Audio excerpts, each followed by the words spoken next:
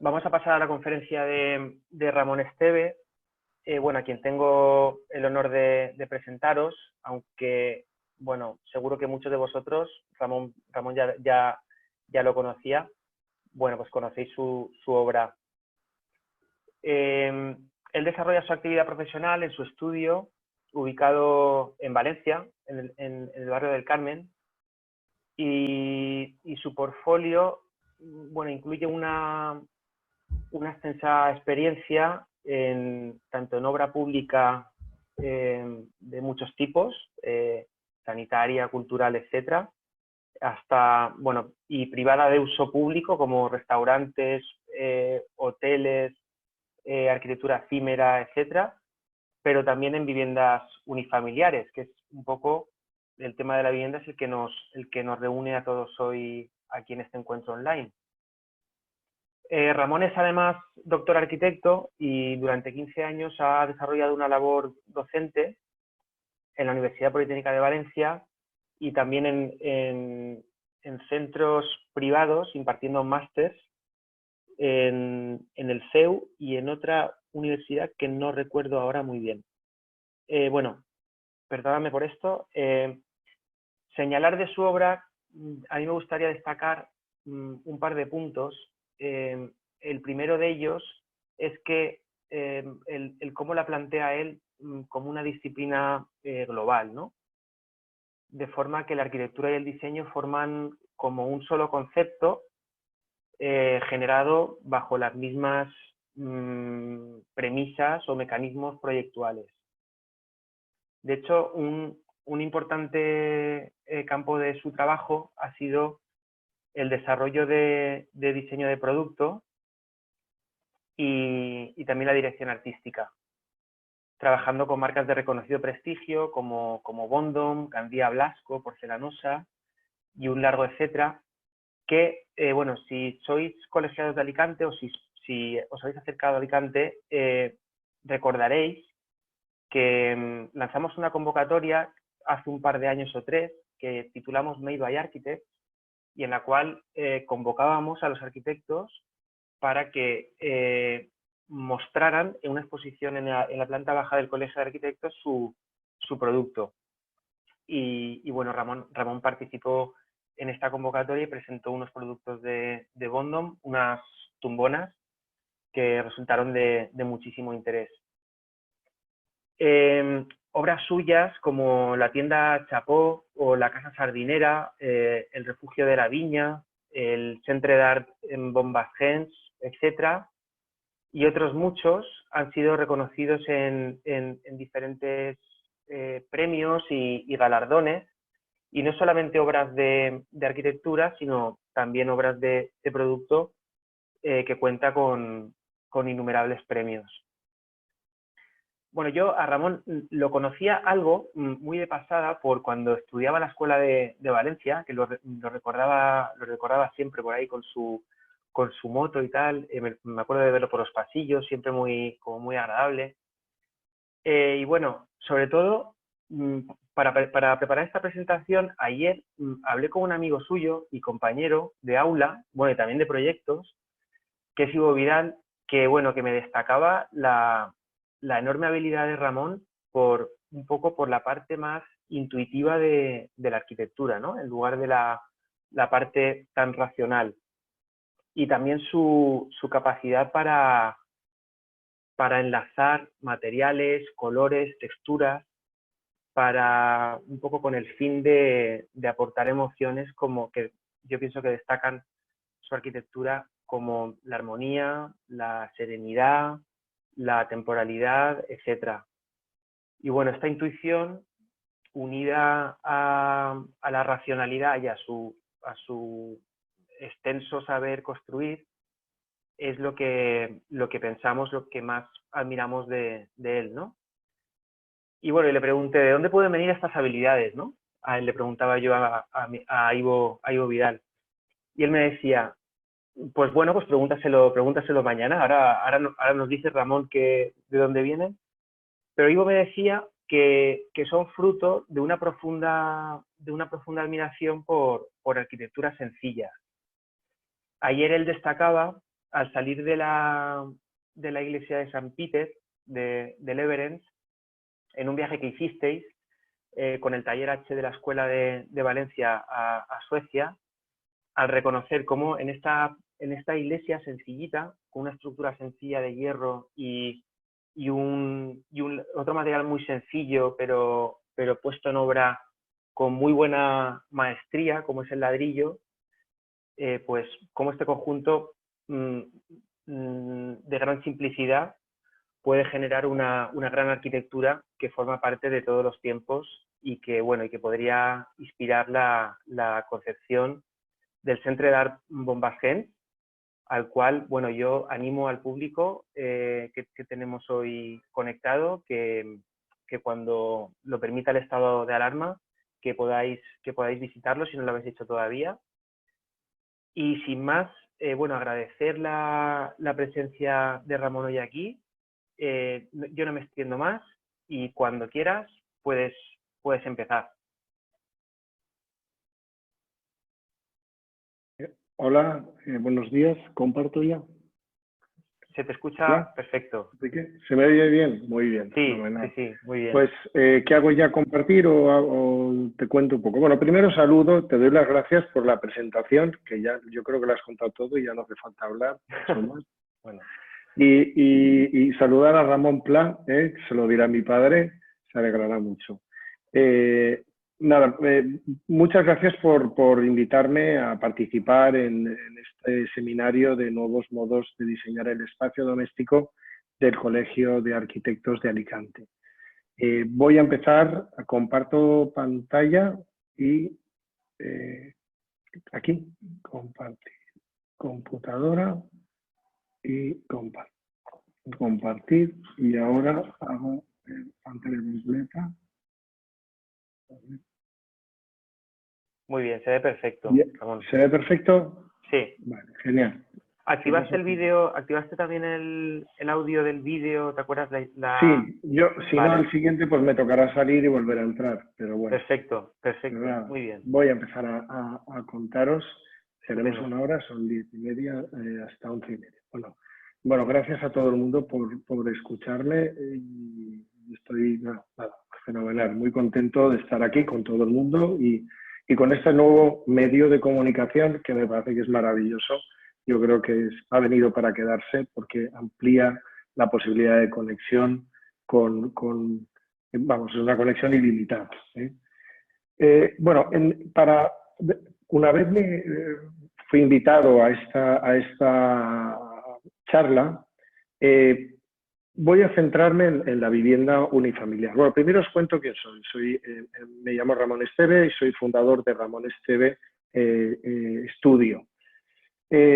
Ramón, una de las particularidades es, me interesa mucho la transversalidad, me interesa mucho el Ramón Esteve Estudio y soy arquitecto y soy diseñador, formación de arquitecto, pero me he desarrollado como diseñador y ahora un poco os contaré cómo derivo, cómo acabo en esta línea de trabajo. Y una de las particularidades es, me gusta pensar que diseño experiencias, ¿no? La idea de experiencia, una experiencia completa, en esa experiencia forma parte digamos, tenemos la capacidad de diseñar un espacio y diseñar todos los elementos que configuran ese espacio, ¿no? Esa experiencia completa que es el habitar en sus distintas especificaciones o especializaciones. Entonces, el estudio está formado por arquitectos y diseñadores, con todo un equipo multidisciplinar, y me interesa la transversalidad. Por un lado, la transversalidad, la conexión de todas las disciplinas, pero todas que convergen en una, que es esa idea de experiencia de generar entornos completos. Eso significa que, bueno, en mi experiencia profesional he pasado desde diseñar arquitectura, diseñar los objetos que forman parte de este espacio y en algunos casos he ido más allá, incluso con algunas marcas. Más adelante he hecho cosas como direcciones artísticas o temas de comunicación. En este caso vamos a ver, esto es una especie de resumen de imágenes de los vídeos de los proyectos que hacemos. En este caso Para hablar del espacio doméstico, yo lo que he hecho es centrarme en la vivienda unifamiliar. La vivienda unifamiliar tiene una particularidad, y es que en el siglo XX los grandes maestros, yo creo que el icono de la arquitectura del siglo XX es la vivienda. La vivienda en general es donde cuando más se estudia, obviamente la vivienda colectiva, pero sobre todo la vivienda unifamiliar, porque los grandes maestros la utilizan casi como un manifiesto de su forma de ver la arquitectura.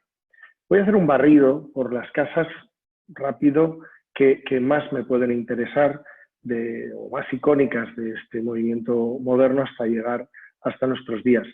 La Ville Savoye de Le Corbusier, donde recoge todos los principios, donde rompe el espacio, donde incorpora esa nueva estética depurada, inspiración de la falta de ornamentación o la desornamentación de la máquina y de la función, pero de la función llega la emoción. La casa, máquina de habitar, pero una máquina con capacidad de empatizar, ¿no? y de conectar psicológicamente con el usuario.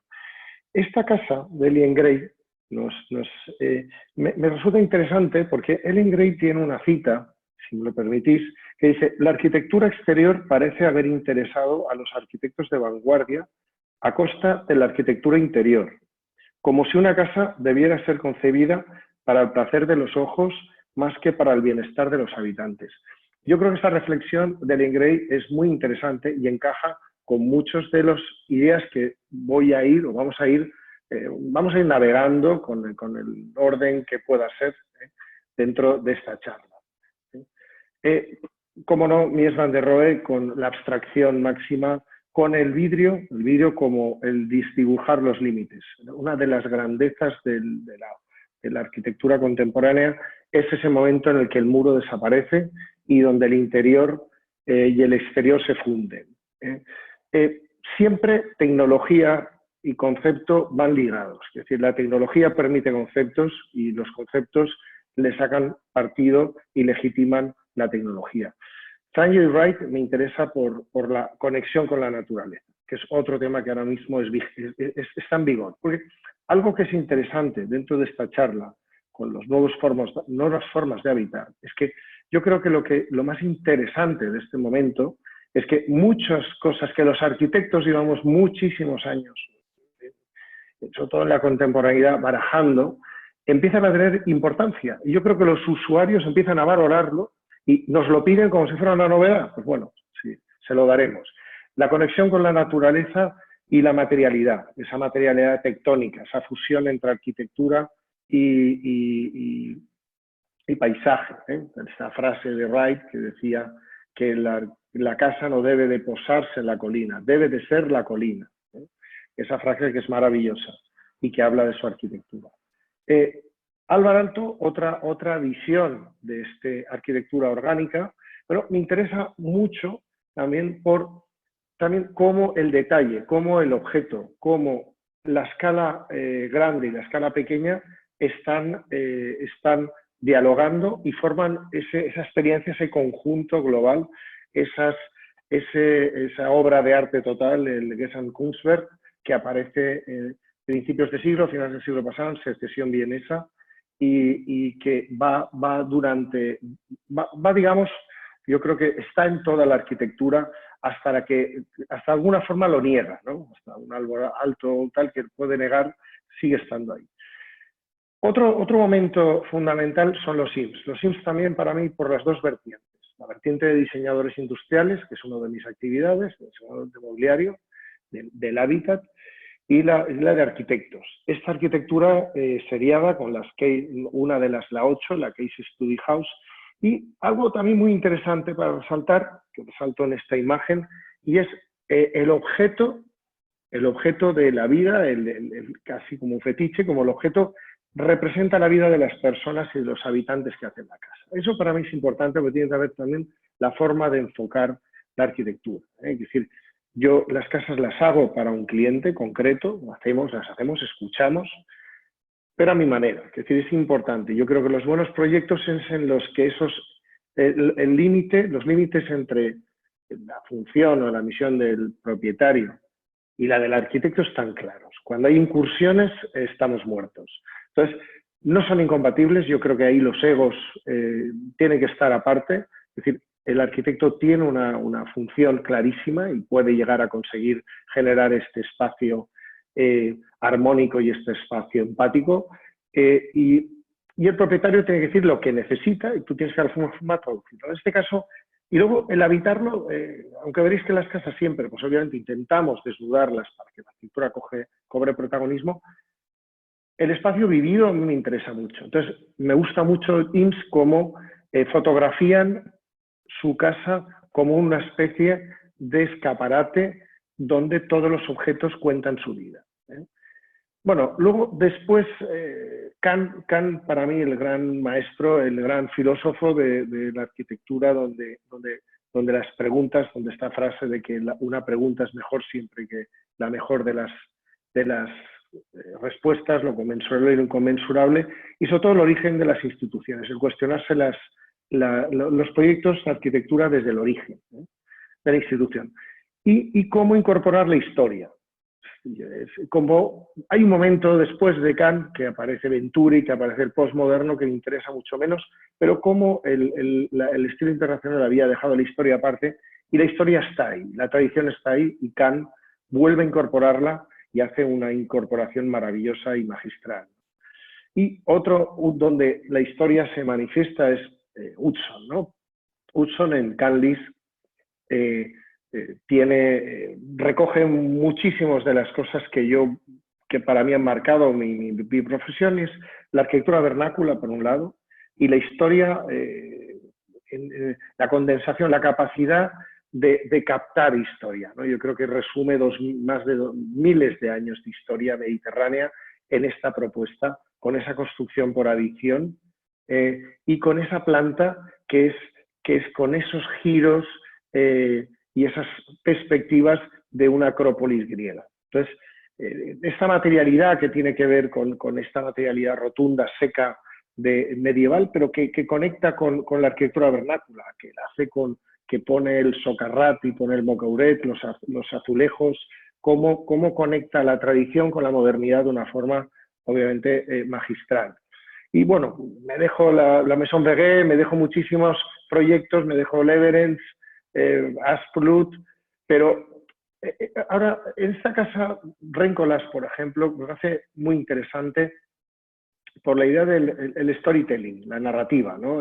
Réncolas en la casa de Burdeos hace una casa para una persona que tiene unas limitaciones tremendas de movilidad y que está pendiente de un hilo y hace una metáfora con la casa y toda esa estructura en voladizo está sujeta de un cable, ¿no? Es como esa casa representa clarísimamente a ese propietario y no hay ningún conflicto. Y esa identidad que es fundamental. Es decir, hay otro tema, otra cuestión, otro concepto que vamos a ir volviendo a él reiteradamente, que es el tema de la identidad. Es decir, yo creo que el arquitecto debe de generar ese espacio y si hay con el propietario escuchando y si genera de verdad ese espacio y si genera ese entorno con la identidad suficiente y el propietario, el usuario, conecta, funciona, ¿no? Yo creo que esa es la magia de la arquitectura y lo que podemos nosotros aportar. Voy a sacar unos proyectos para contar también unas pinceladas de cómo acabo yo haciendo estas casas o estos proyectos. Antes de este proyecto había hecho ya muchos proyectos, algunos, pero este es el primero en el que con muy pocos recursos puedo llegar al 100% de esta idea de generar entornos y generar experiencias. Primera, la referencia, como hablaba antes, de la arquitectura vernácula.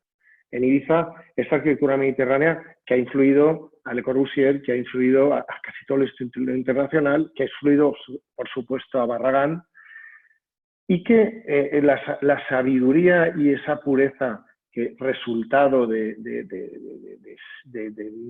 siglos o miles de años de evolución cultural nos dan lecciones de cómo intervenir en un lugar. La primera lección siempre es la arquitectura vernácula. Hay un libro, que fue el libro de una exposición, que es Arquitectura sin arquitecto, de Bernard Rudowski, que os lo recomiendo, es maravilloso, y saca imágenes impresionantes de distintas propuestas de cómo las culturas, de una forma espontánea, generan unas tipologías arquitectónicas que, aparte de que generan esa imagen de identidad tan fuerte, aparte nos dan lecciones de integración y de recursos, ¿no? Porque utilizan, la arquitectura pura es la más sostenible porque utiliza los recursos mínimos que son los que tiene a su alrededor. Esta casa nace inspirada ahí, obviamente es una casa contemporánea, es el resultado de una abstracción de unos cubos que van, un recurso que utilizo, que obviamente del maestro Coderc, cojo como adaptarme a una topografía fragmentando el proyecto, y es un recurso que utilizo muy a menudo y que además se integra muy bien. Y este proyecto lo saco porque es lo que comentaba, es un proyecto en el que llego hasta el último detalle, detalles muy simples, con hormigones fratasados, con madera, pintura, bloque, y esto es a lo que iba. Quiero decir, aquí las cosas surgen muchas veces por casualidad. Es verdad que yo en ese momento había hecho muy pocas cosas, tenía mucha energía, me decían que era interiorista porque pues a lo mejor hacía una tiendecita, una reformita y diseñaba hasta los interruptores, ¿no?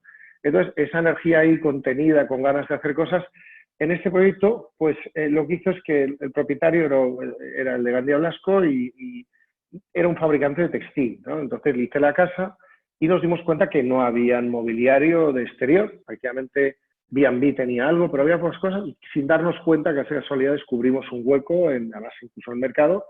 Yo lo había diseñado como casi todo, sí, casi peleándome con el cliente para hacerle los muebles, ¿no? Y acabó esto siendo mi inicio, bueno, a la empresa, se generó una empresa de mobiliario exterior importante que aún sigue, y para mí el inicio del diseño industrial, que después ya salí de esta casa. Estos muebles son el resultado de una parametrización, de una propuesta conceptual y geométrica de un proyecto concreto, y después ahora tenemos una línea que estamos haciendo y estás esforzando, te estás investigando sobre otras líneas que son completamente ajenas a la arquitectura, ¿no? Este otro proyecto, que recoge también muchos de los principios que luego van a ir, ya digo, apareciendo constantemente por todos los restos de los proyectos que he ido haciendo, y es la idea tectónica, la idea del lugar, la idea del paisaje. Pues este es un proyecto que nace también, otra vez, como casi todas las cosas, por la casualidad, pero hay que estar ahí como Fleming, ¿no? Investigando para encontrar la penicilina. Pues este era un proyecto de un propietario que acabamos haciéndonos amigos, y que coleccionista de arte, y que quería hacer una casa de hormigón, pero la pendiente tenía más del 45% y las cubas tenían que subir medio vacías, con lo cual era un disparate el coste. La excavación, para cada metro que ganabas en horizontal tenías que excavarlo en vertical, con lo cual sacamos una cantidad de piedra tremenda. Ya había hecho alguna casa de piedra, pero en este caso me parecía mucho más maravilloso el hecho de coger estos oficios, coger la piedra de la propia excavación y construir la casa con la misma piedra. O sea, alquiló el propietario unos campos para almacenarla y luego la fuimos subiendo. Y se consiguió esto, es decir, esta conexión entre arquitectura y paisaje. Hablamos de Wright, hablamos de esta arquitectura orgánica, de una forma brutal, ¿no? Y además directa, es decir, el propio material. Como sucede, yo hice un viaje por Marruecos, por todas las casbas, el desierto, y era maravilloso cómo esta arquitectura se fundía con el paisaje, pero de una forma la arquitectura de adobe se funde con el paisaje porque está hecha con la misma tierra. Ese hecho de construir con la misma tierra hace que la integración sea total, ¿no? Con este paisaje, ¿no? Y la armonía sea una armonía artificial, pero una armonía al fin y al cabo.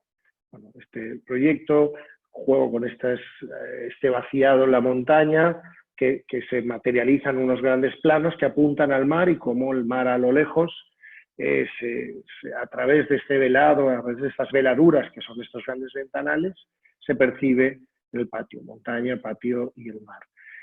Esta casa fue imagen de Bultaup, Y el interior, obviamente trabajamos con ellos y el interior, pues como siempre, tenía la importancia que tenía. Bueno, voy a sacar ahora 8 proyectos y voy a ir comentando cosas sobre ellos, sobre estos principios.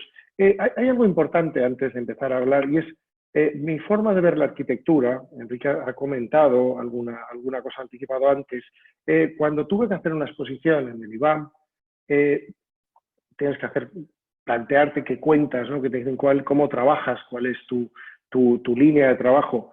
Y dije, bueno, yo no tengo un código estilo, digamos, no hay una fórmula identificable. Me gusta la arquitectura que nace de cada proyecto, pero obviamente sí que tienes unas constantes, ¿no? Dentro de esto. Entonces cogí unas palabras: armonía, serenidad, temporalidad, atmósfera, universalidad y contextualización. Y todas estas van a ir apareciendo durante estos proyectos. La forma de materializarlo tendrá que ver en cada proyecto de los recursos económicos, de la proximidad de las infraestructuras, de los culturales, por supuesto, porque el cultural, como he dicho, el cultural es la vernácula o es pues, lo que ha sucedido antes de que tú estuvieras por ahí. ¿Vale? Y bueno, voy a ir pasando. Y la temporalidad, atmósfera, bueno, este proyecto, como otros, nace de una parcela complicada. Querían restaurar la casa, no sé qué había, que era una cosa espantosa, los convencimos, hicimos la casa tenía mucha pendiente y no daba ningún sitio. Voy a ponerlo en un conjunto de casas que no daban en ningún sitio, donde el paisaje, donde la casa se abre, pero el paisajismo hay que trabajarlo y ese telón de fondo de la casa lo tienes que crear tú. Es decir, aquí vamos a encontrar muchas veces donde la arquitectura potencia el paisaje porque el partido que te da el paisaje, tú estás en un escenario maravilloso, y cuando la arquitectura se abre a un sitio que en sí, hasta que tú no lo creas o no generas, no estudias, no tiene valor. Que digamos que creo que es más habitual. Y como aparece de una forma, estas plantas, si veis, parece que no tengan orden, porque este orden tiene que ver con lo que está pasando dentro. Me gusta mucho, no sé si conocéis la Endless House de Kiesler, que habla de una casa hecha por uno mismo y casi que la va modelando. Me gusta la idea de la fachada como el interior, como un acuerdo, ¿no? Entre lo que tiene que pasar dentro y lo que pasa afuera. O sea, ese límite es ese acuerdo entre esas dos, esa tensión que generan esos dos mundos. Y esto es un proyecto que el orden es un orden que viene desde el interior, es una abstracción. Bueno, esto es la materialidad, esto es una especie de mood board que hacemos a veces para organizar todos los materiales que van a formar parte de un proyecto y cómo de una forma previa, ¿no? O sea, digamos, a veces no es inmediato, sino se va trabajando por lo que he dicho, desde afinidades del cliente, que no tengo problema, sí, tengo problema en que decida cómo los combino, pero que tenga prioridad por unos materiales u otros, para mí no es un problema, es un punto de partida. Podéis cocinar con unos ingredientes o con otros. Y esto es un ejemplo un poco tosco, pero uno de los materiales con los que empecé a trabajar y que lo he utilizado es el hormigón pigmentado. Este es un hormigón gris donde le pusimos pigmentos y no sé si se aprecia bien, ahora cuando veamos la casa se verá mejor. Ahí hay pruebas, hay un hormigón atrás que es el gris convencional y el de abajo está pigmentado en marrón, con la idea de esta casa está hecha en Santa Bárbara, una urbanización de las más antiguas de Valencia, y cómo la casa con ese material va a conectar con el paisaje inmediato que es esa urbanización, que en ese caso es Rocafort, porque la piedra era muy dura. De hecho, creo que parte de la iglesia de la catedral está hecha con una cantera que se abrió ahí en su momento. Y cómo ahora vamos a ver cómo la integración con el paisaje y esa casa, cómo se abre. Esa casa al final se materializa en unas plataformas que vuelan, que juego con esa sensación de ligereza, esos contrastes entre masividad y pesadez y ligereza, ¿no? Esos contrastes que generan una tensión que hacen que el espacio sea algo especial. Y como la madera, los detalles, y un programa específico, ¿no? Una persona donde teletrabaja, pero hace ya años. En la parte de arriba es la oficina, en la planta principal es una especie de espacio continuo donde está la habitación principal, y la parte de abajo es un cuarto de juegos y la habitación del hijo, ¿no? Esto es la entrada. Me gusta mucho jugar con los contrastes, con la sorpresa, esta idea de cerrar tan mediterránea, de cerrarme al exterior y de abrirme, y del espacio de abrirme hacia el espacio privado, y que la casa haga de filtro, ¿eh? Que sabéis, esa materialidad, esa armonía que busco de materiales, digamos, entre el paisaje, lo que tiene el entorno, y estos materiales, incluso el mobiliario, que en este caso el integrado siempre lo diseñamos, siempre. El otro, me gusta elegirlo. Diseñarlo es un esfuerzo brutal, pero algunos proyectos lo hemos hecho, y si no, se elige, y elegirlo es suficiente, ¿eh? Por ejemplo, los Sims hablan también de esto, ¿no? Cuando, por ejemplo, yo mi tesis, os voy a hablar mucho de esto, pero mi tesis se llama La fabricación del interior, que es la relación entre arquitectura y mobiliario y el diseño de los arquitectos de las vanguardias, donde empiezo y donde llego hasta la contemporaneidad. Y ves que en los primeros no existe ese mobiliario, porque no existe y tienen que crearlo, y como luego hay propuestas muy interesantes de selección, porque ya hay una fabricación, hay una industria, y selección y armonización con un espacio concreto. Este es el espacio de arriba, el despacho, con la vista que se abre a las cubiertas de las casas de abajo, pero lo que hago es subir la casa arriba al máximo, y esas franjas abiertas se abren hacia las copas de los pinos de los vecinos, con lo cual no ves nada, no ves ningún vecino y estás completamente rodeado como cualquier urbanización.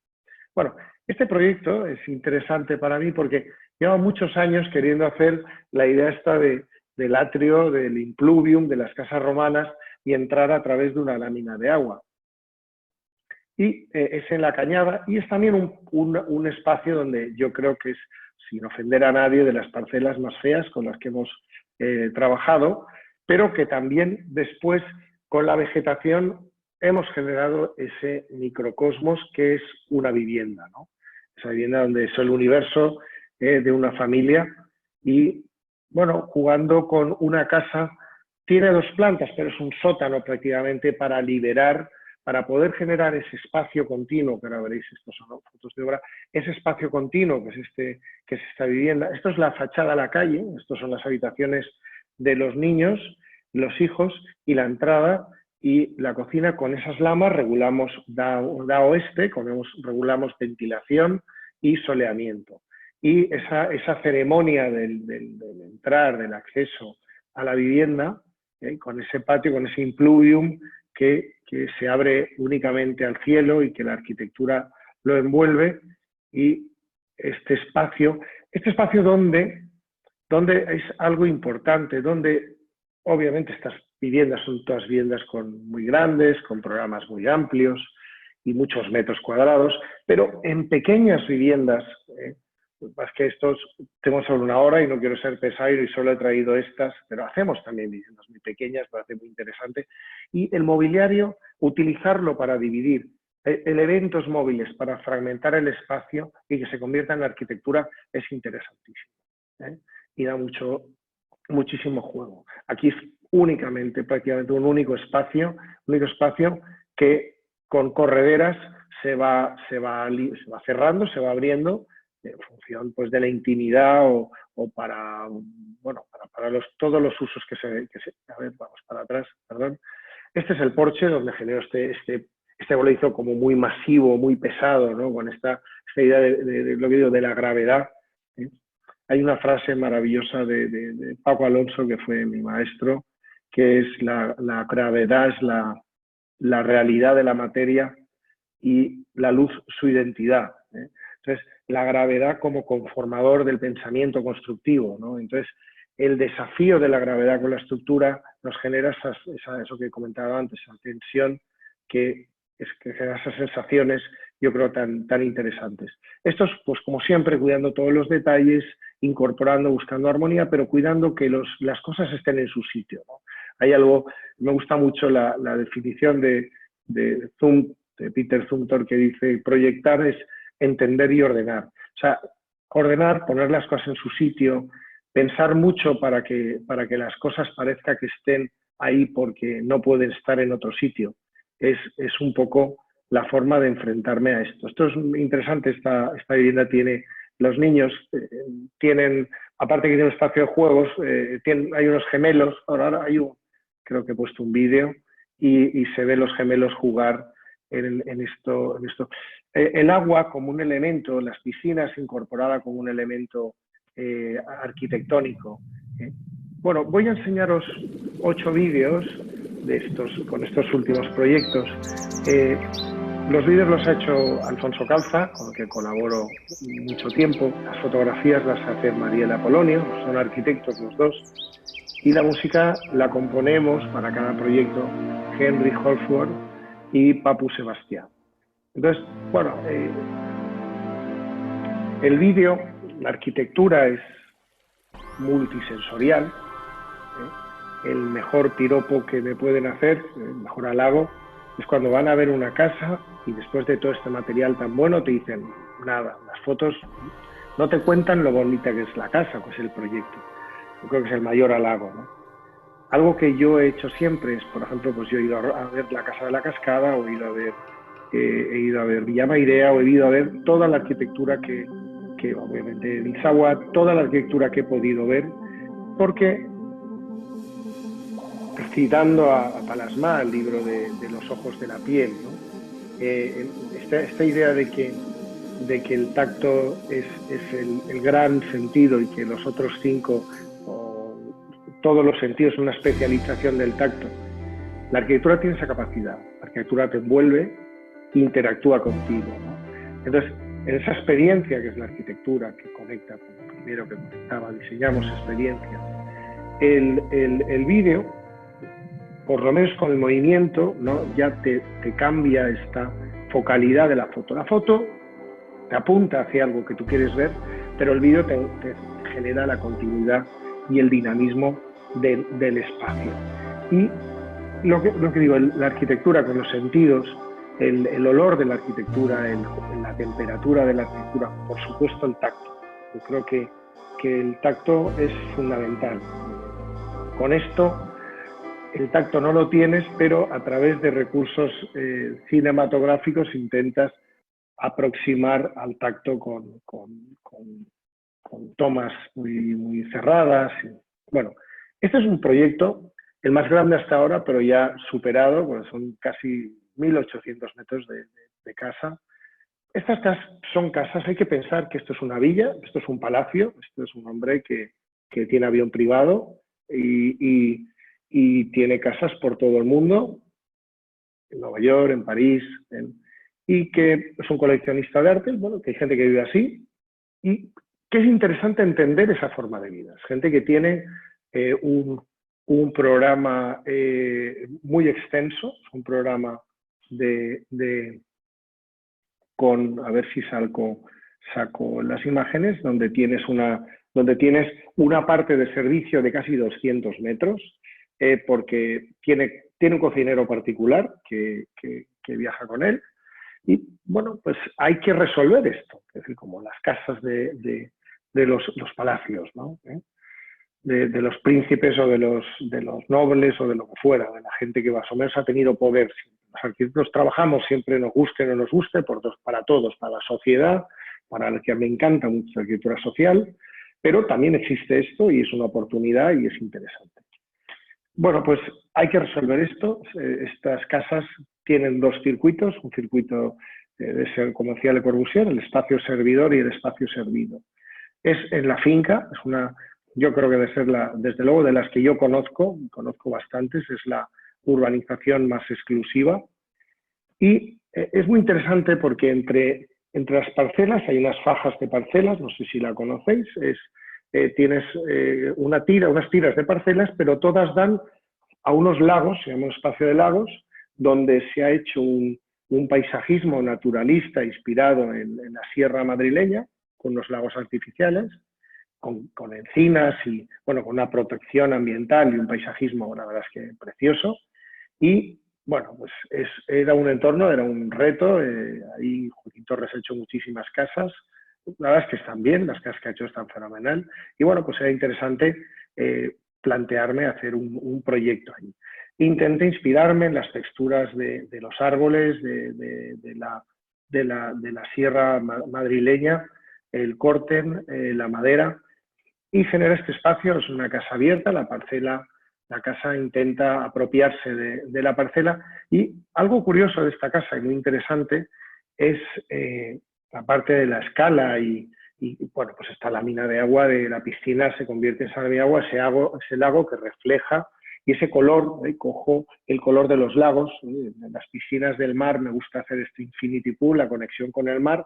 Aquí me gusta hacer esta referencia a este negro verdoso que conecta con las lagunas. Y en esta casa es interesante porque es un coleccionista de arte, y estuvimos con una asesora, interiorista, pero asesora de arte,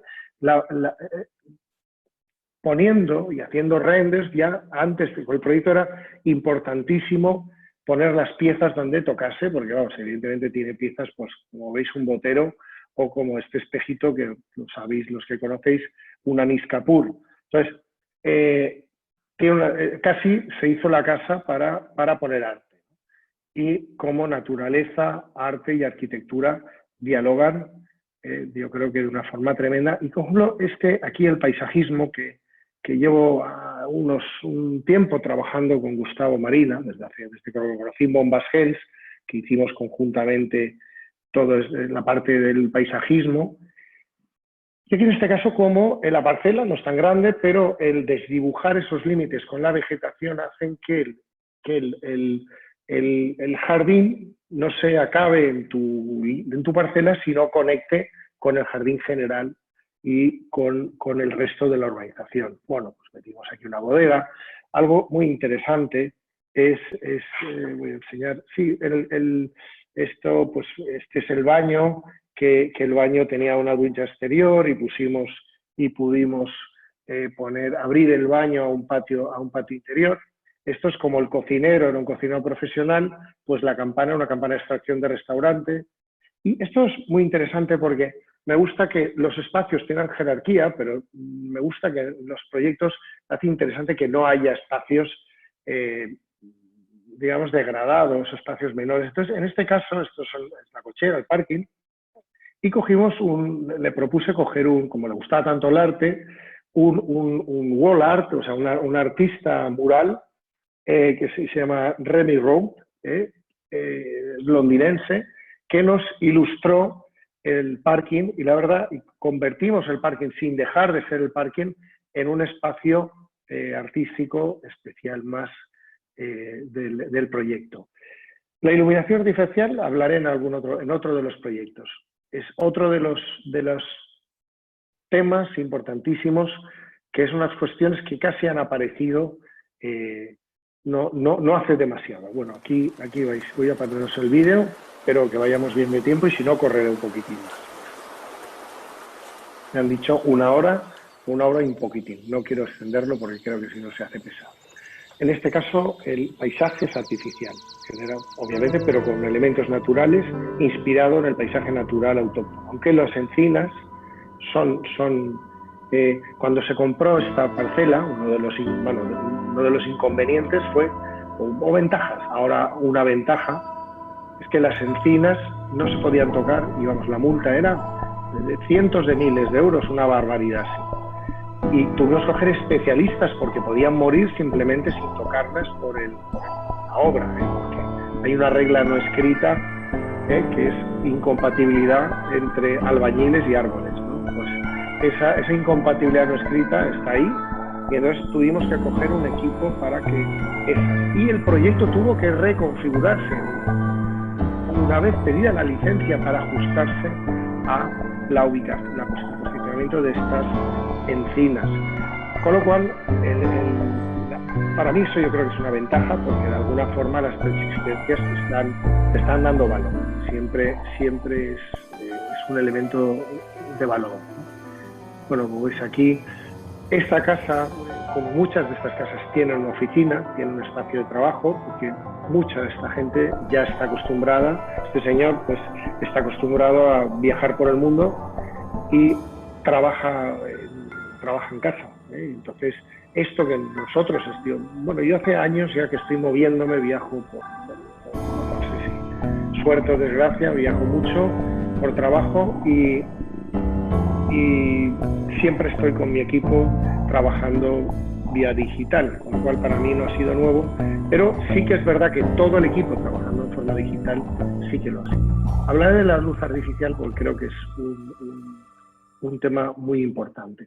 Bueno, este es un proyecto donde el paisaje sí que es importante, ¿no? Esto es Sardinera, yo creo que es de las parcelas más bonitas en las que he podido actuar, y como aquí las referencias, pues, toda esta arquitectura mediterránea, desde Grecia hasta toda la arquitectura española, italiana, y cómo lo que hago en este caso, porque es una esquina, es generar, como siempre, yo intento, esta casa está rodeada de casas, esta casa lo bueno que tiene es que es el chaflán, es la esquina, pero está rodeada, es una zona urbanizada, muy urbanizada, pero que con la arquitectura lo que hacemos es enfocar, ¿no? Digamos, manipulamos la percepción. O sea, el que habita ese espacio lo dirigimos de alguna forma, con la arquitectura juega con él como puede para que vea lo que queremos que vea.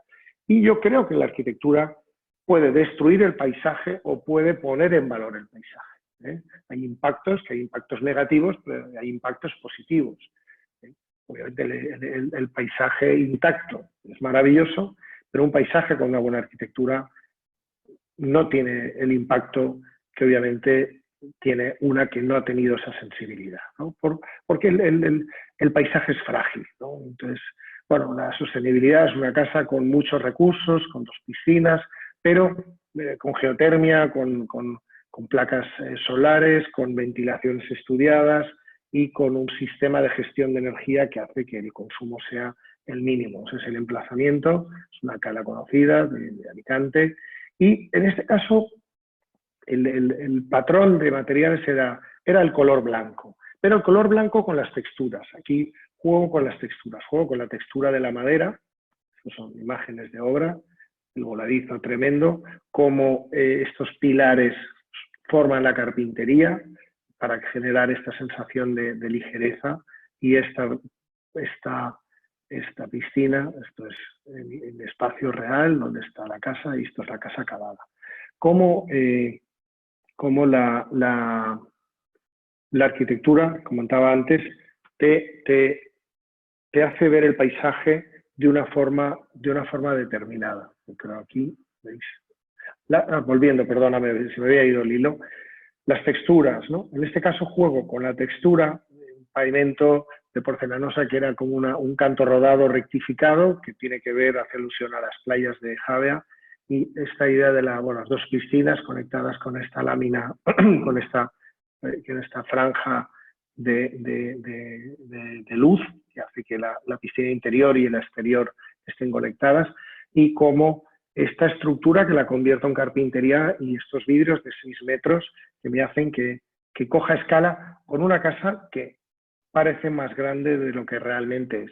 Y este espacio de trabajo que está limitado, que está en un rincón, dividido por esos muebles que se convierten en arquitectura, y cómo ese patrón de esa textura de la madera y el blanco va apareciendo por todos los espacios. En este caso, todos los elementos estructurales de hormigón blanco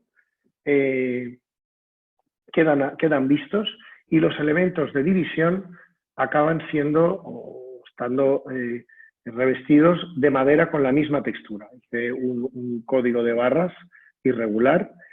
Como todos los espacios, como decía Kant, es un espacio cuando tiene luz natural. Como veréis que hay como unas orejeras, y entonces en los baños de las habitaciones de los hijos tiene apertura también al mar. Toda la casa es un mirador hacia el mar, ¿no? Es casi un homenaje al Mediterráneo, tan maltratado por otro lado, con mucha arquitectura muy mala, ¿no? que es la que ha generado yo creo que esa mala fama, ¿no? De intervenir en los espacios, en espacios buenos es porque se ha hecho cosas sin ninguna sensibilidad, ¿no? Bueno, voy a enseñaros este vídeo donde otra vez puedo invitaros como un poco a una visita, porque otro problema que tienen las casas, eso le pasaba a John Launder, que me gusta mucho, que es un discípulo de Wright, tiene un problema que sus casas no se pueden ver porque son particulares. Pues bueno, como yo esto ya lo sabía, pues aprovecho y en todos los proyectos hago estos vídeos que nos ayudan a entender un poco mejor ese espacio de una forma dinámica. Esta idea de la escalera que es estructural, desmaterializada, con sus escalones iluminados. La luz artificial es un problema relativamente nuevo. O sea, la luz artificial, Thomas Edison inventa la lámpara incandescente a principios de siglo, a finales del siglo pasado, a principios de este siglo, con lo cual antes estaba la luz de gas y antes la del fuego. Pero la luz artificial es un nuevo problema, ¿no? En este proyecto también lo ven. Entonces, el carácter, como todos los proyectos tienen un concepto detrás y tienen un carácter, ¿no? Yo creo que cada proyecto, buscar el carácter de cada proyecto es algo fundamental. Bueno, voy a hablar de esta casa y luego, cuando lleguemos a la luz artificial, igual también lo comento en esta casa. Esta casa está en Monasterios, también lo mismo, otra vez, nuevamente, una urbanización con mucha densidad, porque tiene una edificación muy alta, pero compramos una colina, yo no, el propietario, una colina, y lo que hicimos una casa que iba trepando, iba subiendo esa colina para auparse por encima de las casas de al lado y ver el mar, ¿no? Y ahí, por supuesto, las casas del Case Study House está muy presente. Esto es el propietario y su hermano, que era arquitecto, él mira asomándonos al desnivel otra vez que tenía la parcela. Siempre acaban dándome parcelas que son tremendas. Invertimos el programa, lo natural normalmente es la zona de día debajo y la zona de noche arriba. En este caso, aunque tenemos una limitación de edificabilidad en la parte superior, lo que hicimos es poner la zona de día arriba. Esto nos permitió hacer una luz de 18 metros sin apoyos intermedios y hacer 3 hojas de vidrio que lo que hacían es de verdad convertir aquello en un mirador. Eso es una prueba de carga personal, porque es un invento. Hice una cruz para iluminar. Este señor tiene una empresa de importación y de manipulación de mármol. Importa ónix, importa piedras maravillosas, y la casa era una casa casi un homenaje a esto, ¿no? Es decir, lo que os decía antes, en los materiales como la cocina, ¿no? Pues son los que te dan. Pues hay días que te dan patatas y huevo y haces una tortilla de patata y intentas que salga mejor, y otro día pues si haces una caldereta de langosta. Pues esto es esa caldereta pero que si te pasas de ingredientes buenos, al final lo arruinas. Pues esto es igual. En este caso veis la estructura para que los 4 lados del ónix vaciado se iluminasen.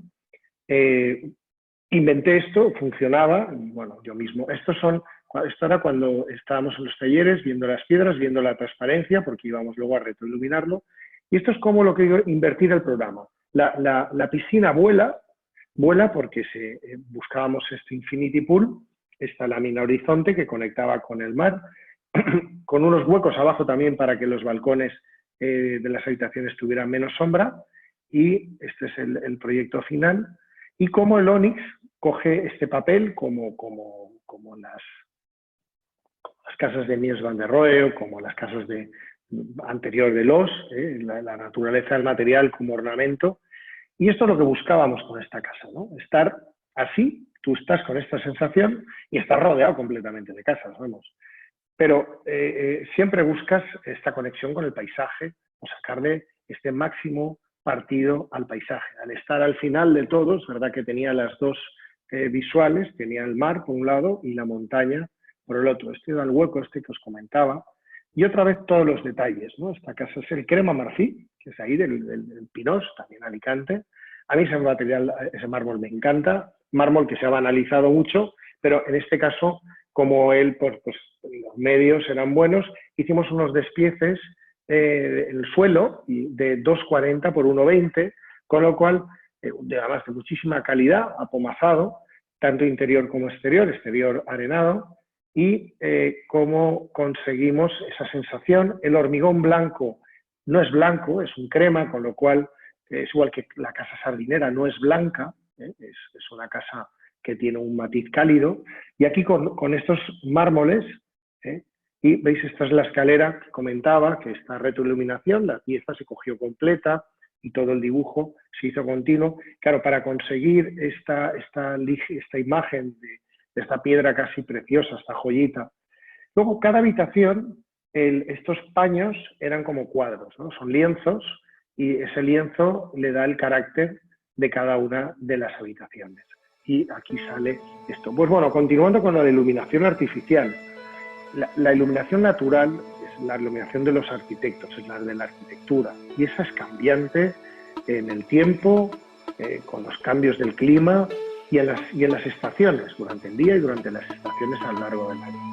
Incluso en cada paraje o en cada latitud es distinta. Pero en la artificial hay un vacío ahí, ¿no? Entonces la podemos utilizar como queramos. Entonces, para mí la referencia fue la escenografía. De alguna forma hacemos escenografías, hacemos escenarios, ¿no? donde se desarrolla la vida. Y entonces esa escenografía, la ventaja de la luz artificial es que tú destacas lo que quieres destacar y que tiene su naturaleza propia. O sea, a mí no me gusta iluminar imitando en la natural, porque la natural tiene su naturaleza, tiene sus características, y la artificial tiene las suyas.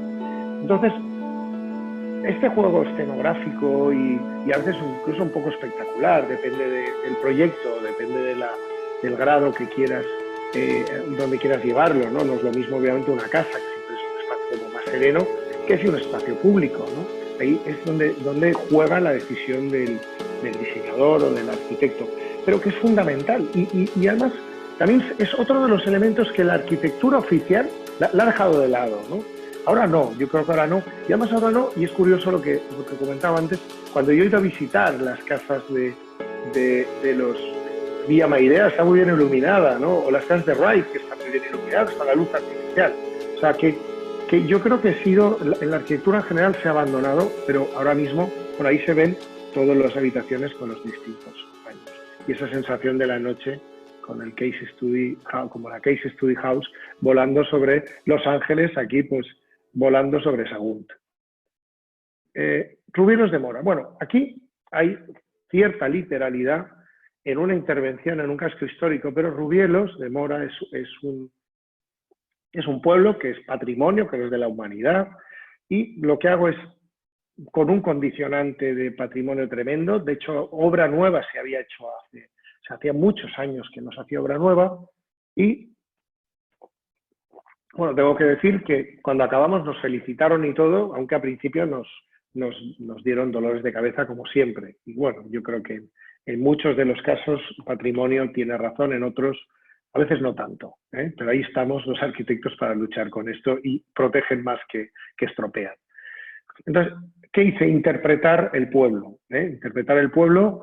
Y en Rubielos las casas, yo creo que muchas de la arquitectura popular ha ido construyéndose sobre la marcha. Lo que pasa es que, como el oficio, la parametrización de soluciones tiene que ver con las limitaciones de la capacidad técnica del oficio, al final se ha generado un conjunto armónico. Esto es cómo sucede esta arquitectura vernácula. Pues analizando esto, esta casa era un solar que era bastante bueno, estaba en una posición en esquina, y lo que hice es, en la planta baja, poner el acceso, cochera, y hacer como un gran muro para que la primera planta, para tener luz, tuviera jardín. Con lo cual, ese muro lo que hice es como un gran macetero, pero un macetero de 10 metros o 12 metros, que contenía luego una encina y un jardín, para que en esa primera planta tú tuvieras luces y estuvieras en un casco histórico, pero disfrutando de todas las ventajas de una vivienda prácticamente aislada. Como veis, es un espacio continuo, un espacio que se abre al esto, y donde toda la materialidad y la solución de detalles fue muy importante.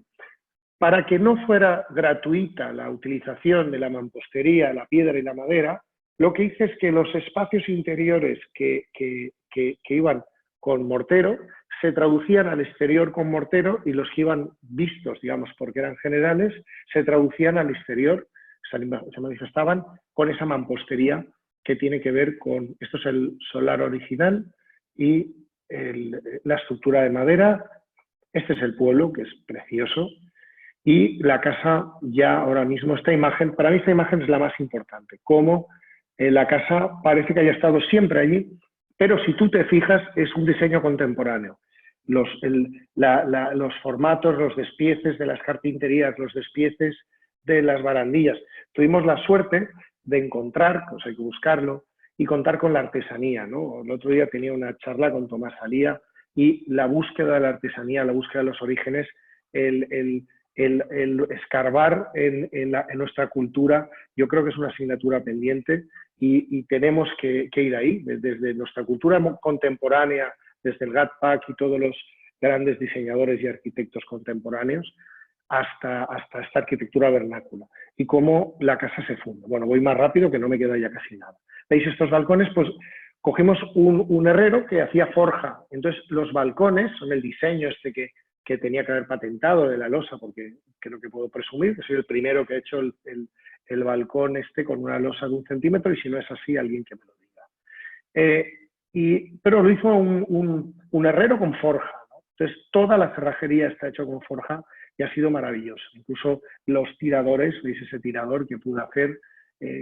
Esto es que la dueña compró unos portales y quería ponerlos como fuera, y yo no quería meterlos en ningún lado, y se me ocurrió hacer las pilas, los lavabos con esto, y quedó precioso, porque dices vaciar y dejar fina la parte de uso y dejar toda la manufactura en el resto. Bueno, voy rápido con el acero, todos los patrones de materiales, el interiorismo, que lo hice toda la elección de los muebles junto con la dueña, que quería tener este punto como vintage, pero yo creo que encajaba perfectamente.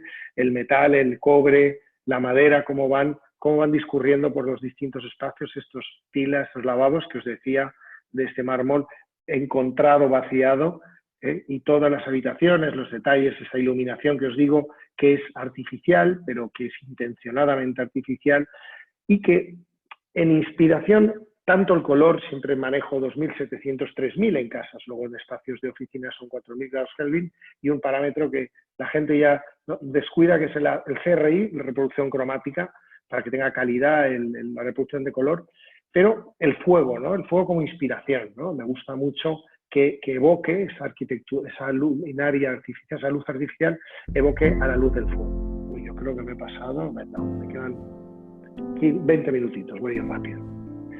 Bueno, ahí veis los detalles de la forja, de haber podido trabajar con este herrero y con estos carpinteros, y haber hecho guiños, ¿no?, a esas tachuelas, a las casas de alrededor. Yo creo que la arquitectura contemporánea, aquí ahora mismo, hay algo que está pasando ahora mismo, y es que en las vanguardias había manifiestos y había unas corrientes clarísimas, y todo el mundo, si no iba detrás de esa corriente, era anatema, era pecado. Yo creo que ahora mismo vivimos en un momento en el que lo que valen son las propuestas personales. Y yo creo que, incluso, igual como hablaba de Kant, que incorpora la historia, nosotros, yo creo que los ornamento y delito, lo que quería decir era interesantísimo, porque venía de lo que venía, hay que ver el contexto, pero ahora mismo el incorporar elementos de artesanía, el incorporar elementos culturales dentro de una arquitectura contemporánea, me parece interesantísimo, le da calidez, le da veracidad. Esa frase de valenciano de Eugeni Dors, que lo que no es tradición es plagio, ¿no? Como veis, me gusta mucho conectar ahí, sin dejar de ser radicalmente moderno, ¿no? Yo creo que esa dualidad entre lo histórico, entre lo del pasado y lo del futuro, es el presente. como decía, es escarbar, investigar en el pasado para a través del presente llegar al futuro. Esto es un proyecto, también, esto es una intervención de una rehabilitación, de una parte de una rehabilitación, es un palacio de Giambattista Milani, de 1912, hecho para el príncipe de Cárrega, que después fue un convento, y que una promotora lo compró y lo convirtió en 5 viviendas. Y un cliente mío compró todo el espacio, que son 2 plantas, del ático. Lo bueno es que lo cogí en fase de obra, ahora veréis, y pude jugar con esos 2 espacios, poner una piscina climatizada, porque pudimos. Estos son los patrones, es importantísimo. En este caso, aquí no aparece, la pena, porque esto lo hice al principio, no aparece el travertino, pero no aparece el Calacata Gold, que es maravilloso. El Calacata es un mármol italiano impresionante, el travertino es la piedra, se llama la piedra romana. Entonces la casa está hecha con travertino, y luego cogí el dorado como un material, el metal de los edificios del 19, no había acero inoxidable, y el metal es el dorado. Entonces tú vas a los hoteles, a todos estos grandes edificios neoclásicos romanos, aparece el latón. Entonces, como digo, todos los materiales son modernos y todos son antiguos. Entonces, como un día decía, hago un ejercicio de minimalismo pero con dorado, ¿no? Y bueno, yo creo que el resultado ha sido bueno. Esto es el palacio dividido, esto es nuestra planta, que es toda la parte de arriba, y la altana, que es la torre, que también era nuestra, y cómo voy trabajando, como lo cogemos en obra, podemos meter la piscina, colaboro con el arquitecto de la constructora, y algo maravilloso en Italia, los oficios. En España yo he conseguido ir haciendo una colección de gente, de artesanos buenísimos, pero en Italia de repente eran nuevos y bueno, me volví loco, ¿no? Disfruté. Todo el trabajo de latón es maravilloso, el trabajo de mármol es impresionante, el trabajo. Este es Luigi, el arquitecto de la promotora, con el que hicimos ahí una conexión brutal, y el hombre se lo pasó muy bien y muy mal, porque lo ponía yo tras la espada y la pared más de una vez. Esos muebles los diseñé para una empresa italiana, y en esta casa pues podían, Talenti, la colección Casilda, podían haber estado diseñados para esta. ¿Veis? Bueno, la casa es un mirador, está en el Palioli. Yo creo que es de las vistas más impresionantes de Roma. Eso es el Vaticano. Y como esto es en la Altana, que es el despacho, y es esa torre, que ahí ves todo el barrio, y como el dorado con la piscina, como el ascensor transparente, el vidrio, jugando como relojería, ¿no? Y luego pues algo de eclecticismo con la propietaria. Tenía muebles muy buenos, barrocos, de verdad, muebles de dos. Entonces, meterlos dentro de la arquitectura moderna, se generaba ese diálogo que para mí es muy interesante. Como veis, el mármol, el latón, y hasta Bultau metí todos los elementos. Luego la casa era grande, tenía 2 vestidores, el vestidor de ella y de él, con su baño, y cómo jugué con el brillo los vidrios del espejado, de un vidrio espejado dorado, y con los colores de las piedras. Y luego este vídeo que lo cuenta muy bien, Este vídeo, como el agua también para quitar el sonido, como veis ahí, este reloj, que digo yo, estos relojes en los que se ve la maquinaria, Este ascensor quería ser un poco esto. Y luego, pues bueno, las lámparas estas que hice, porque ese espacio no tenía mucho interés, el espacio principal, con esas lámparas descolgadas generamos pues como si fueran unas molduras contemporáneas. Y bueno, pues ahí todos los muebles, hubo una conexión muy buena con el propietario y la propietaria, como estos proyectos que salen bien, y pudimos llegar a un nivel de detalle maravilloso. Y la casa yo creo que ahora mismo está hasta más bonita que en el vídeo, porque han puesto piezas de arte muy buenas. Y bueno, este es el vestidor de ella, con su tocador, y el de él. Son casas. Otra conferencia tendré que hacerlo sobre algo más social, pero ahora mismo, para hablar de unifamiliares, siempre estas casas han sido así. La Tugendhat, obviamente, son casas grandes, casas para gente que tiene capacidad de hacer de vivir en estos entornos. Y no son las más grandes. Ahora mismo estamos haciendo en Abu Dhabi una que es de 4.500 metros con 30 cocheras, 40 plazas de garaje. Esto, yo me pierdo, digo, esto es un hotel, ¿no? Pero bueno, pues estamos haciendo una estructura de hotel. Bueno, en este caso ya veis, ¿no? Cómo este observatorio, en este caso de Roma, y cómo el hacer una intervención muy contemporánea, totalmente contemporánea, dentro de un entorno histórico sin chocar contra ellos, o sea, dialogando y dejando lo que, o sea, poniendo en valor lo que lo tiene. Es muy importante el poner en valor en este caso, ¿no? Esto es el Villa Borghese, los jardines de Villa Borghese que están al lado, y es un jardín precioso. Veis la imagen, la iluminación, cómo se integra de una forma sutil, tenue. Me gusta mucho generar este efecto caverna, iluminar, como os decía, solo lo que se quiere ver, y hacer estas escenografías donde busco esa calidez y busco pues que la gente sea lo más feliz posible, que la arquitectura le ayude a ser feliz. Bueno, vamos a ver, que me quedan dos más, y a ver qué me queda. Me ha comido todo el tiempo, voy a pasar rápido. Esta es una casa también en un espacio que no tiene una parcela muy grande, pero con unas vistas sin valor. Como la casa al final, esta idea que os digo, este encuentro este acuerdo entre dentro y fuera. La casa es el resultado de un programa interior que con unas cajas se va moviendo, se va organizando, y luego con un techo continuo las uno, las trabo, ¿no? Hago un hojaldre ahí de esta pastilla de la casa, y esas cajas que salen y se meten y dejan unos patios que además unos patios que con la vegetación propuse en esos patios poner bugambilias de colores para que cada patio tuviera una bugambilia de un color y cada patio tuviera su color, pero de una forma natural. Esto es el patrón de color. Está hecho también con crema marfil, le tengo mucho amor a ese mármol. El resto está hecho con materiales de porcelanosa y con olivari, las manetas, y el resto ya piedras naturales. Esto es el espacio, la losa está importante, con vuelos importantes, la mampostería, la piscina en negro, y como aquí se ve esa imagen, al final el negro que saca esa agua verdosa también, esta imagen cálida de esta combinación de materiales naturales. El otro día estábamos hablando, oyendo de la biofilia, ¿no? El material natural como un material que te aproxima a la naturaleza. Yo creo que esa necesidad de aproximarlo a la naturaleza, en este momento de más sensibilidad, hemos descubierto esa necesidad. La naturaleza tenemos que incorporarla, las ciudades tienen que ser más verdes, tenemos que intentar que todo sea la sostenibilidad, ya no es una opción, es una necesidad, y hemos de intentar que todo vaya en esa línea, ¿no? Y vivir en el máximo entorno. Pues bueno, pues este entorno, la parcela, con Gustavo Marina hicimos todo el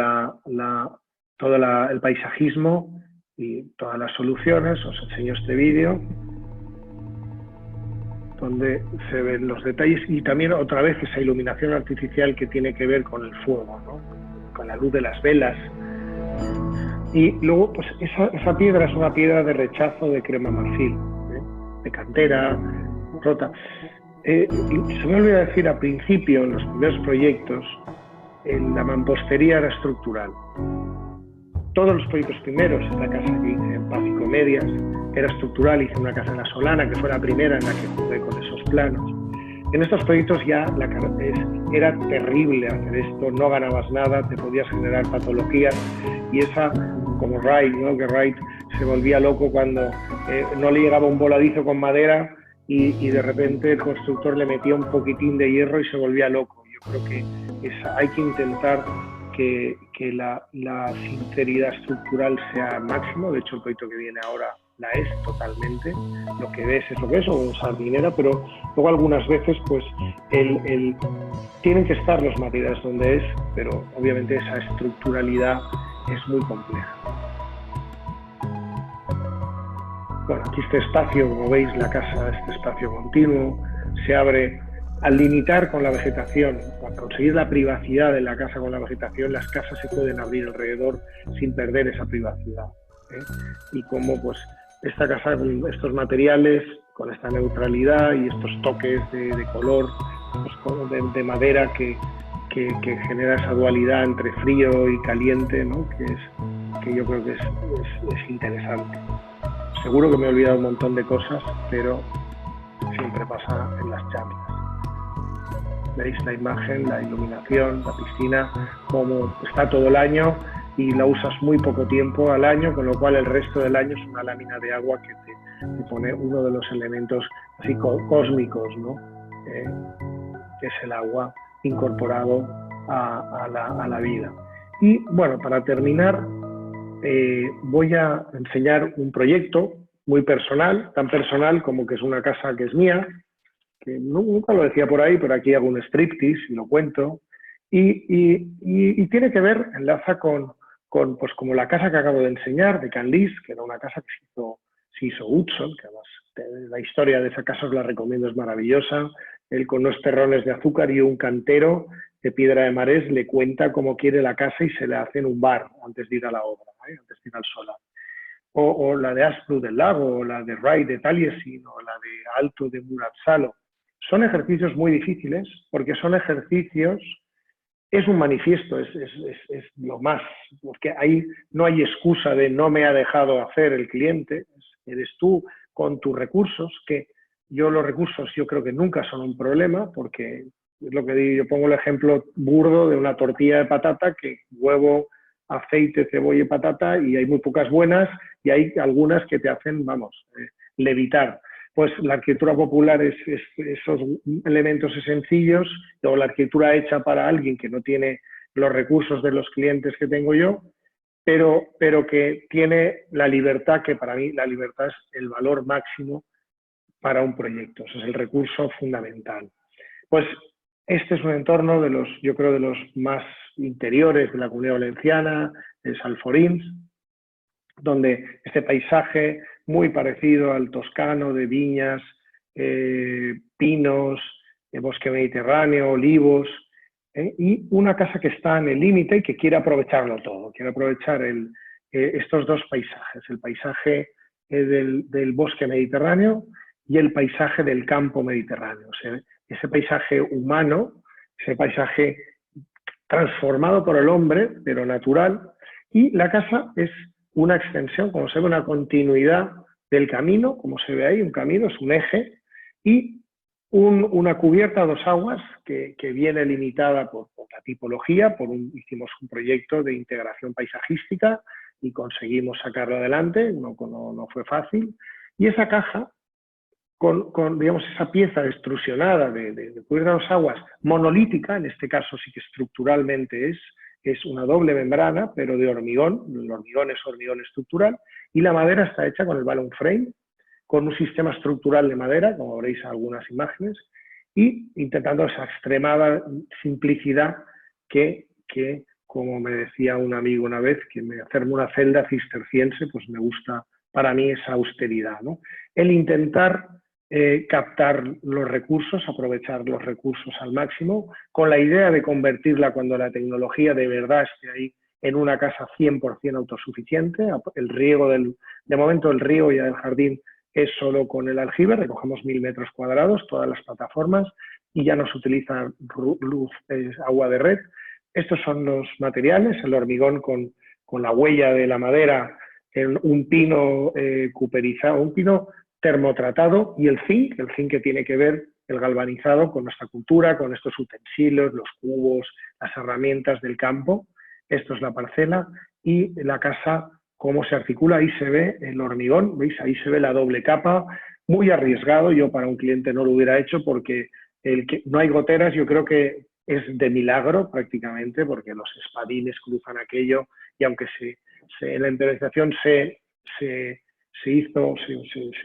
cuidó mucho el que no fallara nada, pero es muy difícil, con un hormigón autocompactable de Cemex, que digo, los menciono porque se esforzaron tanto. El día que echaron la cubierta 50 metros, se echó de una vez, creo que había una cola de 10 cubas de hormigón que iban rotando, se iban tirándolo por unos bebederos, y se hormigonó se coló de una vez, y como este voladizo, perdón, este este espacio central de 12 metros de luz que la cubierta inclinada hace de viga pantalla, ¿eh?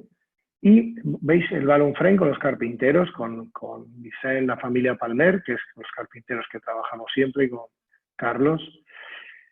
Y el vidrio con Alex también, que salía Montserrat, que son brutales, sin carpintería, dejando los huellas.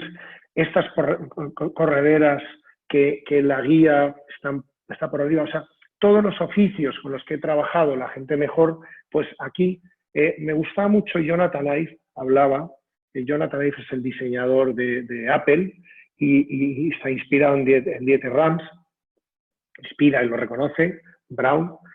Y Jonathan Ive decía que la tecnología se tenía que utilizar el diseño y la tecnología al máximo para conseguir la máxima limpieza. Un poco eso es el objetivo de la filosofía de este proyecto. O sea, cómo menos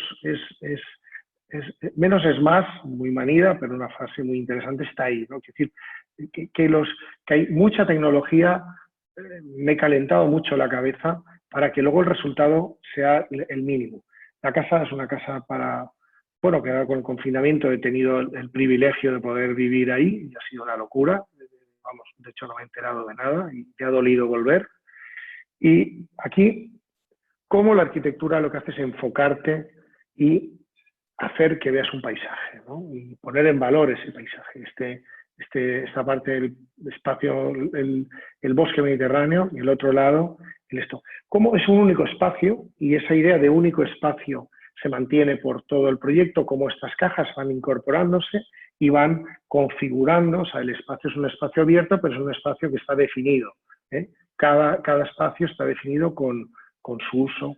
Este juego está en la cocina, un voladizo de 3 metros, con el apoyo solo con la extracción, y ese juego a mí me gustaba la rusticidad o la tosquedad de la herramienta, pero la belleza de la herramienta del campo, ¿no? Esto, igual como hablo el diseño, hablo de esta arquitectura, de este diseño que no ha sido diseñado, ese diseño anónimo, que es maravilloso, esas herramientas del campo, esas que no tienen inicialmente intencionalidad el diseño, pero por la armonía y por el orden y por la forma y la geometría acaba siendo un objeto bello, ¿no? Pues buscaba esa fuerza, esa universalidad del diseño anónimo. Y, bueno, pues detalles como la reflexión del vidrio y la iluminación otra vez artificial y un poco esta imagen. Y ya con esto yo me he pasado un poquitín, me vais a perdonar, me he pasado creo que 10 minutos de lo que me habíais dado. Y ahora, después del vídeo, bueno, si hay algunas preguntas que quieran, que habéis hecho, y si queréis hacer alguna más, las contestaremos. Más que alguna que ya la hemos contestado, pero bueno. Bueno, esas puertas que se mueven, que abren, que el porche, dejes los muebles al exterior todo el año, no tengas que ir quitándolos. En este caso, sí que la idea de dibujar todos los elementos, de diseñarlas, ha sido hasta el extremo, desde los interruptores, que he puesto los interruptores como pulsadores, desde obviamente todos los sofás. Solo lo que he incorporado como diseño por hacer un homenaje son los diseños de la Torre Esclavé, o de Bonet, o de Correa, de todos los diseñadores pioneros españoles, o de Milá. He puesto o diseño español de los pioneros españoles o diseño mío.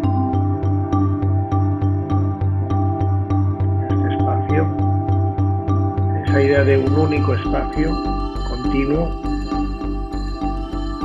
y todo el resto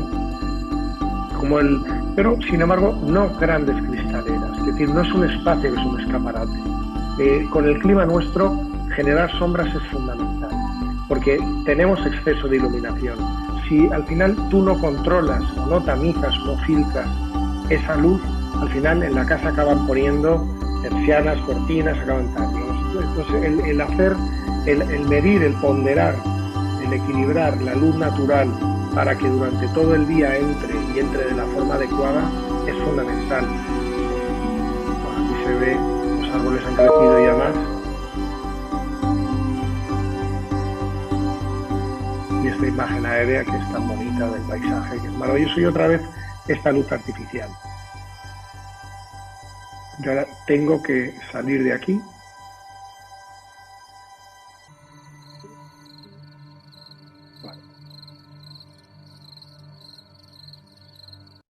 Bueno, y esto, para acabar, muchas gracias. Esto es el equipo, arquitectos, diseñadores, economistas, gerente, Juan, y todo el equipo que de forma transversal, multidisciplinar, intentamos generar estos espacios que, como digo yo siempre, el claim es espacios donde apetece vivir. Ahora contesto las preguntas. ¿Cómo vamos de tiempo? Vamos bien, Ramón. Si te parece bien, sí. Podemos ¿No ha protestado nadie porque me he alargado? Más bien lo contrario. Dicen que que continúes, que continúes sin prisa. O sea que sin problema puedes ir contestándola. Bueno, voy a contestar algunas preguntas que habéis hecho. ¿Cuánto tiempo suele llevar un diseño de una vivienda como esta? Pues mira, la verdad es que el proyecto, la verdad es que al final, menos de un año casi es imposible. Menos de un año es imposible. Entonces, luego hay que conseguir, lo que hacemos es solaparlo. Es decir, cuando viene el cliente, buscamos ese concepto que cuesta tanto, esta primera idea, y estamos hasta el básico. Hasta ese momento, hasta el proyecto básico, es verdad que es un tiempo que estamos consumiendo, pero a partir del básico, como un proyecto de ejecución, para llevarlo a este nivel de detalle, imaginaos de dibujar todo absolutamente para encima pedir ofertas y poder hacer porque estas casas, aunque veáis que obviamente hay presupuestos, siempre no hay ningún cliente que no piense que su casa, que se va a gastar menos de lo que vale su casa. Yo esto no sé cómo resolverlo porque es algo mortal. O sea, el que se puede gastar una barbaridad, 5 millones, la casa que quiere vale 7. El que se quiere gastar 200.000, la que quiere vale 300.000. Eso es así. Y al final estamos ahí en medio y nos dan tortas por todas partes, porque dicen, no, es que a ti te encanta gastarte el dinero. Yo, si tú sabes lo que valen las cosas, yo te saco el máximo partido a tus recursos. Y de hecho ese es el hecho, ¿no? Los arquitectos sacamos mucho partido a los recursos de los clientes. Un buen proyecto es una herramienta de contratación y de gestión económica impresionante, impresionante.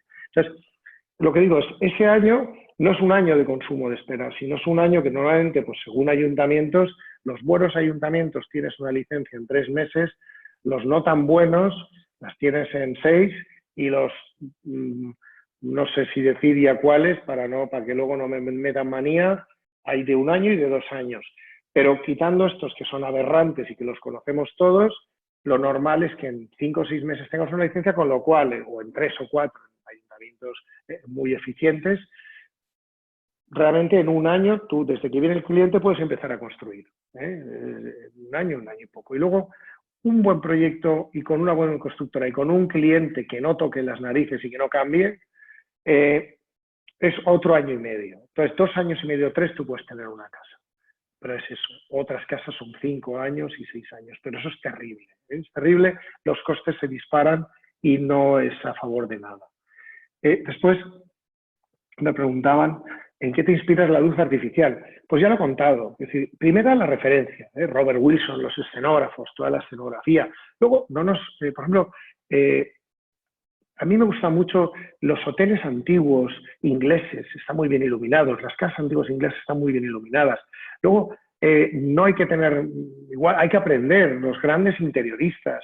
Por ejemplo, un Philip Stark que me gusta mucho, que es un loco de la colina, pero es un tío maravilloso porque es un comunicador tremendo y que además cualquier local que hace se convierte en un acontecimiento, ilumina de miedo. Es decir, tú vas a sus espacios y tú ves cómo maneja la luz y dices, este tío sabe lo que se hace, ¿no? Entonces, hay que estudiar, yo creo que hay que coger. Yo en estos másters que comentaba, estos que participo, soy interiorismo y son casi todos los que vienen son arquitectos y hablamos de cosas que en la escuela no hemos podido hablar. Pero no hemos podido hablar no por nada, porque la arquitectura es tan compleja que no hay tiempo. Yo he sido profesor de arquitectura y lamentablemente, y sintiéndolo mucho por mis viajes, tuve que dejarlo, pero era de las actividades que más me gustaba y que las que más disfrutaba, y me gustaba hablar de todo, pero no llegabas, tenías que enseñar a proyectar y tenías que enseñar a conceptualizar y resolver, ¿no? Entonces no llegabas ahí, pero sí que alguna vez alguna pincelada. Entonces en los másteres sí que hemos llegado, o el mobiliario, ya no diseñarlo, disponerlo. O sea, las decisiones de mobiliario te configuran un espacio. O sea, un espacio, como digo, una mala arquitectura bien iluminada puede ser resultona. Una buena arquitectura mal iluminada te la puedes cargar. Entonces, son elementos fundamentales. A nivel de... Oye, me están llegando ahora, hemos dicho que no habían casi preguntas, que hay un montón. Vale, a ver qué contesto. En tu casa son materiales naturales, estructura real. Sí, lo he contado. En mi casa es una estructura de hormigón blanco, autocompactable y luego en Madrigal, sí, en Madrigal sin pudor, en Madrigal de revestimiento, lo he comentado también, la mampostería. Y las carpinterías son de madera. No, yo imitación madera no uso. O sea, cuando digo que no, la madera, la piedra siempre es piedra, la madera siempre es madera, pero la piedra en muchos proyectos la ha hecho estructural. Pero me dio, no problemas estructurales, porque los muros de toda la vida de las casas han sido, pero logísticos. A ver, cuento, por ejemplo, en esta casa de Paz y Comedia nos tiramos 3 años haciéndola, fue una locura, o más, porque es que cada forjado tenías que parar, se tenía que ir la cuadrilla de mamposteros y luego volver. Aparte que ya contando anécdotas, como ahora parece que se ha puesto de moda, es una tendencia, pero cuando yo empecé no lo hacía nadie. Entonces yo cogía gente que hacía margins, hacía campos. Entonces era gente que tenía vértigo. Entonces a 3 metros, o sea, cada 3 metros cambiábamos de cuadrilla. La siguiente cuadrilla, a los 3 metros, la contratábamos con la condición de a partir de 3, pero esa casa tenía muros de 12 metros. Pasaron 4 cuadrillas cada 3 metros de altura porque salían corriendo, porque les daba miedo, porque picar piedra a 6 metros, pues francamente no es lo que hacíamos al final, picábamos abajo. Ahora hay muchas cuadrillas especializadas, en algunas casas ya nos ha venido la piedra pre-trabajada, o sea, la piedra mampostería lo que tiene es que, de hecho lo usamos para rellenos, porque el desperdicio que hay, el despunte es tremendo, porque se trabaja a mano, o sea, es de una artesanía total y es la belleza, ¿eh? Es decir, es la belleza de lo manufacturado. Yo, donde queda la huella de la mano y lo que hablamos, lo de la biofilia, donde queda la huella de la naturaleza, donde el utilizar materiales que en algún momento han sido vivos nos hace que conectemos con la naturaleza. Aunque el hombre es un ser artificial, por un lado es el único artificial, también somos un ser natural. Entonces en esa dualidad para mí, yo creo, y más ahora, vence la natural y desde luego los entornos en los que vivo, para mí, quiero que sean naturales. El tipo de ventana es la cañada. La cañada es una ventana, no sé si es de Alumet, no sé si es o no, me encantaría trabajar con Alumet, vamos a empezar a trabajar seguro, pero es una carpintería de estas que llaman ahora minimal, integrada, y es con un texturado marrón, que encajaba fenomenal con los patrones de colores. Pero yo os digo, no me suele gustar, no suelo utilizar materiales que no sean naturales, o como os digo en Roma, latón era latón. El latón es un material muy difícil de trabajar y hay un trabajo ahí impresionante. A ver, ¿qué más hay por aquí? ¿Alguna pregunta más? Sí, en cantera, el mármol returbado es ónix. Es que yo descubrí la cantidad de ónix que hay y la cantidad de transparencias. Es decir, porque el alabastro es el que yo conocía. Yo recuerdo que remodelé una iglesia hace muchos años, en Montillén, y hice toda la iluminación con alabastro. Y era muy frágil. Y además, alabastro es yeso. O sea, si se moja, se estropea. Bueno, de hecho, aquí Marqués de Dos Aguas, la escultura está muy deteriorada porque es muy frágil. Pero el ónix es durísimo. De hecho, el ónix, el problema es trabajarlo. Para perforar esos escalones, aquello fue terrible. Pero, sin embargo, bueno, la naturaleza nos ofrece esas maravillas de dibujos, ¿no? Bueno, que la verdad es que es como el fuego, como todas estas cosas naturales que te hipnotizan, ¿no? Te las miras y te hipnotizan. Y a ver qué más hay por aquí. El de diseño postal. ¿Qué datos de diseño están en el proyecto? ¿Qué se decide en obra? Muy buena pregunta. Mira, ¿qué se decide en obra y qué se proyecta? Mirad, aquí entramos en mi casa he hecho lo que me ha dado la gana. En obra lo he decidido todo, mucha planificación, pero el detalle está resuelto. El proyecto real, para no tener problemas, yo recomiendo un avance máximo, que estamos haciéndolo, una definición máxima de proyecto. Nosotros diseñamos hasta las mesas, o las, digamos, mesas que se tienen que fabricar, lo que se compra en una tienda no. Pero lo que se tiene que fabricar, si decidimos que una mesa va integrada o una, se dibuja todo. Pero es verdad que a mí no me gusta un proyecto muerto.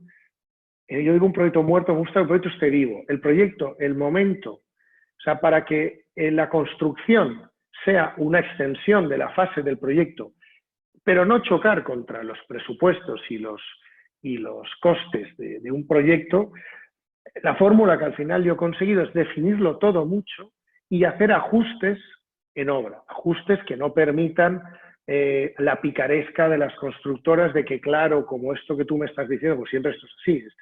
Este juego, vamos, yo no sé, lo invitaría desde los egipcios. O sea, lo que tú dices es lo más caro siempre cuando no estaba puesto y lo que había en el proyecto no vale nada. Sin embargo, cuando vas al otro y lo que pones eso es carísimo y bueno, ese juego pícaro está ahí. Entonces hay que intentar evitarlo. Yo también intento trabajar con oficios conocidos cuando puedo, porque evidentemente tienen que entrar en el presupuesto y esa gente no me busca las cosquillas. Y luego es verdad también otra cosa. Es decir, hay algo importante y es la arquitectura es una obra coral. Es una obra que lideramos y dirigimos los arquitectos y conocimos, pero que es el resultado de un montón de gente. La artesanía es fundamental, la manufactura es fundamental, trabajar con buenas marcas es fundamental. Pero la buena arquitectura va a favor de los medios, no va en contra. O sea, el mal arquitecto no crea soluciones, crea problemas a lo que ya está resuelto. El buen arquitecto resuelve problemas.